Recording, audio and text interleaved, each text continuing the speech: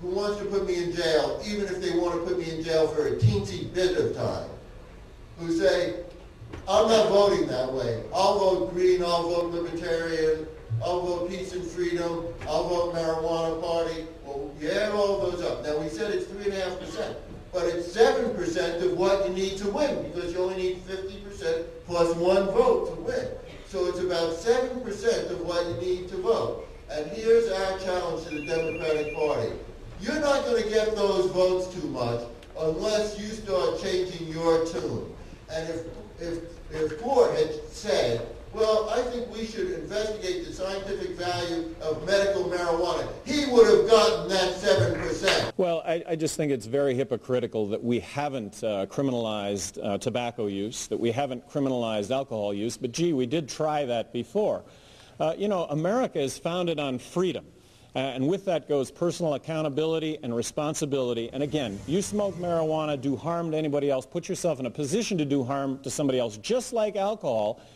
That ought to be the concentration. We ought to put you behind bars. Look, from where I sit, when half of what we're spending on law enforcement, half of what we're spending on the courts, and half of what we're spending on the prisons is drug-related, this is crazy. We're getting tied up, people going to jail for small amounts of marijuana for large amounts of time. The government has figured out that you don't have to fool all the people all the time. If you fool some of the people some of the time, that's good enough, and that's what's happening here. Otherwise, how could it be? In a country where 60% at least of the people don't think they ought to jail marijuana smokers, only 30% think marijuana ought to be legalized. It doesn't make any sense. It's because they've got us fooled. This is not just about a plant. This is not just about being able to get high. This is about freedom itself. This is about life itself. We need to do something about it. Everybody's saying, do this, do that. Well, here's one thing we can do. It seems to me the first step is to understand we're not going to have an armed revolution, you know. There's not going to be riots in the streets. There may be some civil disobedience, but the change is going to come when those in the wheelhouse, those elected representatives, either the ones we elect or the ones we become, when they decide it's time to change these terrible rules. We have to educate them and let them know we'll stand behind them. We have to educate our leaders and elevate our educated leaders, and the ignorant ones, we have to eliminate them. It's as simple as that. And by that I mean we run them out of office. Last night, some birds came in over the fence and ate some of the hemp seed. I asked them, well, did they go out wobbly? He said, no, they're okay. They got out, but I had to fill it. I had to fill out the form anyway. Nobody took it from him. The Greens didn't take it from him. What he did is he took loss from the jaws of victory. That's what he did. He was a loser. He deserved to lose for it. So here's what we have to say to the Democratic Party. We're not coming to you out of weakness, begging you to do something good for us. We're telling you the way it is. You're not going to win till you vote for marijuana, because we're not going to vote for you till you vote for us. 43% of all drug arrests in this country are simply arrests of marijuana smokers. Because every administration faces that same nagging problem, that so many things kill so many people. I mean, alcohol kills hundreds of thousands, tobacco, 400,000. The shitty, crappy food that people eat in this country kills hundreds of thousands. Doctors fucking up kill 100,000 people. Pot, zero. Always zero. Julianne, are you there? I am. You wanted to say briefly. I did. You know, General McCaffrey used the word dangerous to describe marijuana, and it seems to me that marijuana, as opposed to alcohol, causes no violence. We know that alcohol causes thousands of deaths in this country, both on the road and through disease. You never hear of a stoned person starting a fight or doing harm to themselves or anyone else. I was wondering if you're not busy, if I could ask you a few questions. Hey, I was wondering about how many accidents actually happen here. At Hemplands? Yeah, how many accidents have you guys had? Well, I can't say we really had any accident. We had a 6-year-old girl who skinned her knee, and we had just a young lady now who passed out probably from being a little dehydrated. It's usually pretty quiet. A lot of people are pretty, I'll say they're pretty mellow and peaceful. So any place you have a venue where you have a lot of people, there's always the possibility that we're going to go there. So, you know. So on comparison, just by what you've heard and stuff, are there more accidents here or at a Mariners game? There are probably more at a Mariners game. Well, there's more foul balls at a Mariners games than there are here. What about alcoholics? Have you guys ever heard any reports on alcoholics at a Mariners game causing trouble? Any place you have a lot of people and alcohol, there's always the possibility. And I know that there have been times when the security people have had to issue people out because they've been kind of rude and disruptive and stuff like that. So the Mariners staff's got a really good handle on it. So what about here? Is there anyone who's been getting high and who's been causing trouble around here? No, as a matter of fact, they got it really well under control. Yeah, it's pretty impressive. Well, so I'm curious, how does the general support his characterization? Well, first of all, I think that alcohol is an enormously harmful drug. It causes 150,000 dead a year, possibly as much as $150 million of damage. It is clearly part of the poly-drug abuse problem in America. And, I think we ought to be glad that the use rates have gone down, but we ought to be equally glad that the adolescent population, cigarettes and alcohol use is the lowest in 15 years. Yes. We ought to be glad that the illegal drug use rates is the lowest in 8 years. And we ought to be concerned about the fact that the majority of the people behind bars, in fact, have a poly-drug abuse problem. I don't agree that marijuana is not a dangerous drug.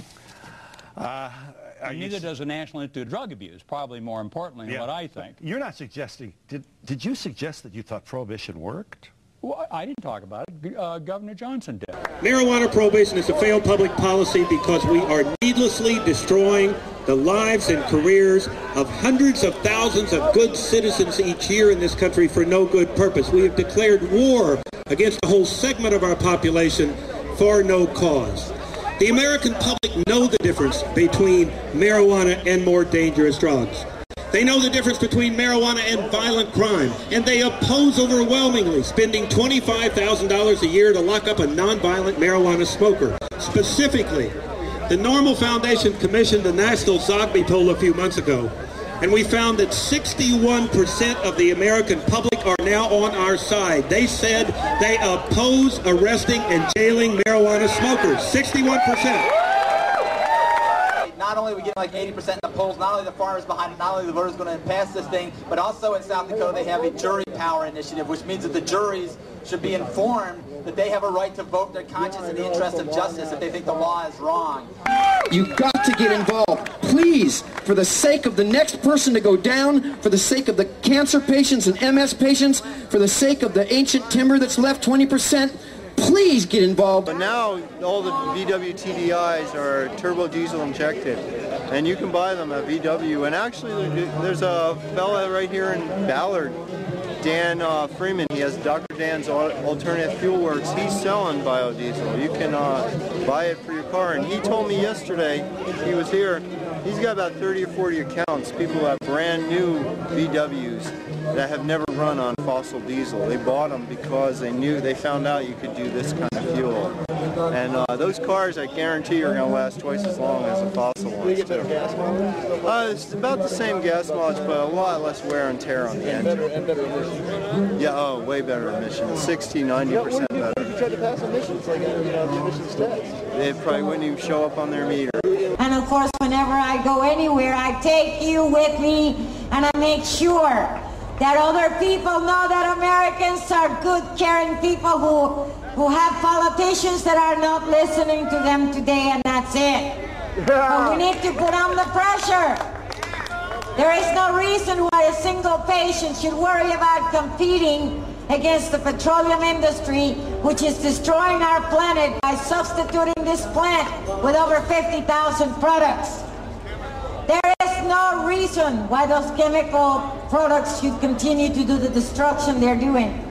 But there is also no reason why a single patient's medicine should be denied so we can continue to have our politicians back the ever-growing corrupt prison industry of which we are a backbone.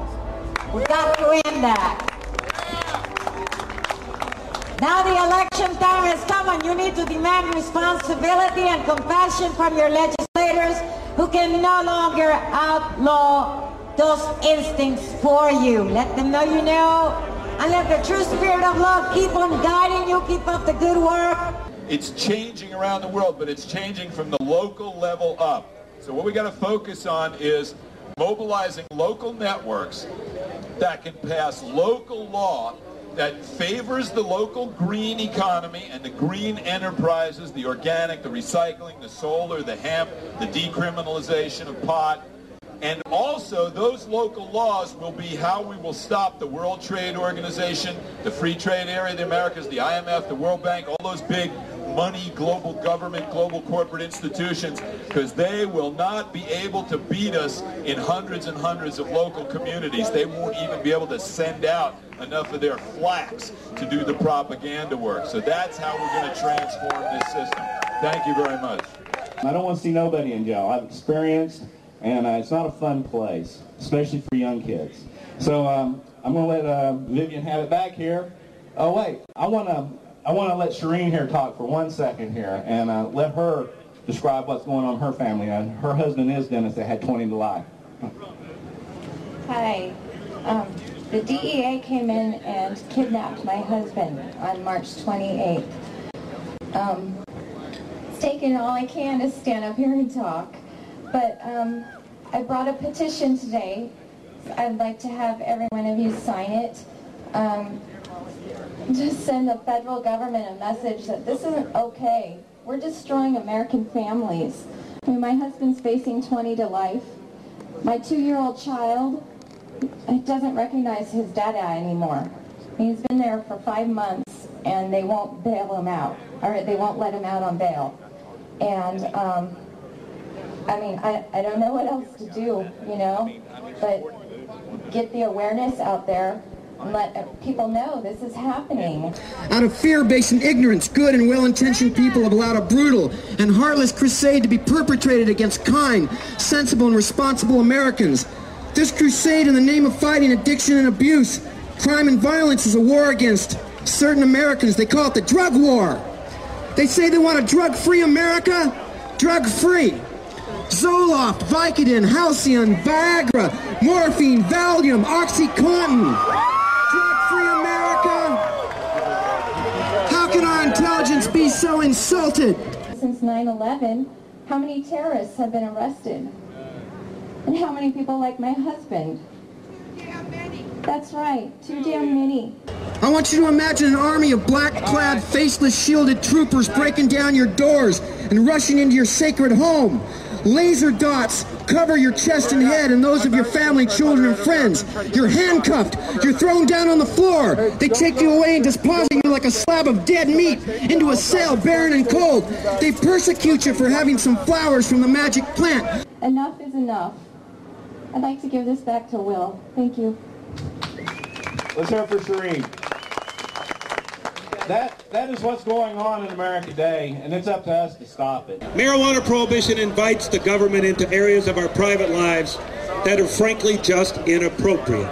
We don't want the government coming into our house to know what books we read, what music we listen to, how we conduct ourselves in the privacy of our bedroom, and neither is it any of their damn business whether we smoke a joint or drink alcohol when we relax in the evening.